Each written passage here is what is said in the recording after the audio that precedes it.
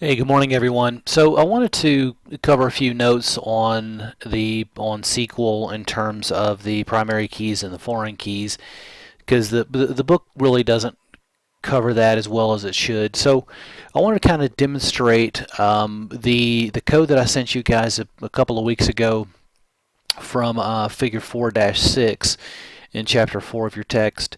So you'll notice that we are creating a number 4 tables, and we have some constraints in a couple of these that identify foreign keys coming from other tables. Now, before we do that, notice also that we have some primary keys for 3 of these tables, and then one of these is going to be an associative entity. So we've got the customer table has a customer ID, the order table has an order ID, and the product table has a product ID.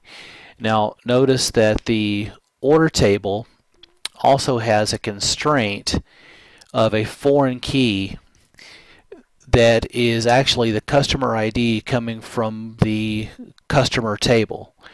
So if you look at the ERD that goes with this this database, pardon me. So you'll see that there is indeed a foreign key identified in the ERD that is a customer ID that comes from the customer table, which is customer ID as a primary key. So that's pretty critical. So those relationships, when we're creating those ERDs, those foreign keys have to be a they have to be an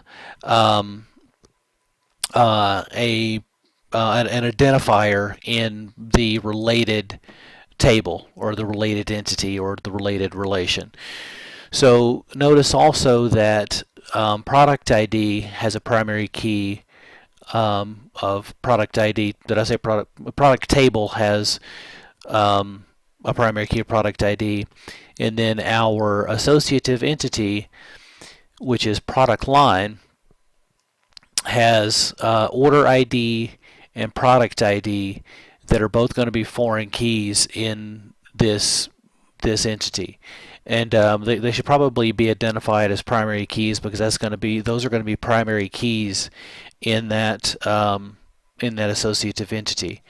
But notice that these are indeed foreign keys coming from order ID.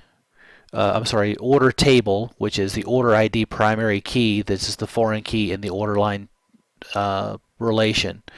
And then the foreign key product ID is coming from the product table, which is the primary key product ID.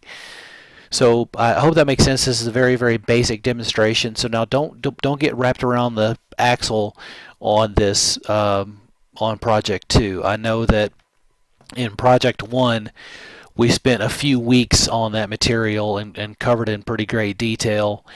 So I was pretty strict on my grading of that project. Now in project 2 we haven't covered SQL very much at all, just a few moments.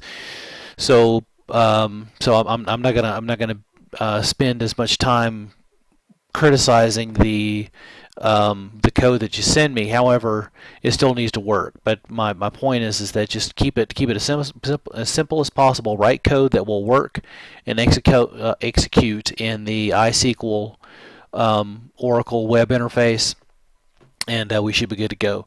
So I hope that answers any questions that you guys might have had. If not, let me know, and I'll touch base again.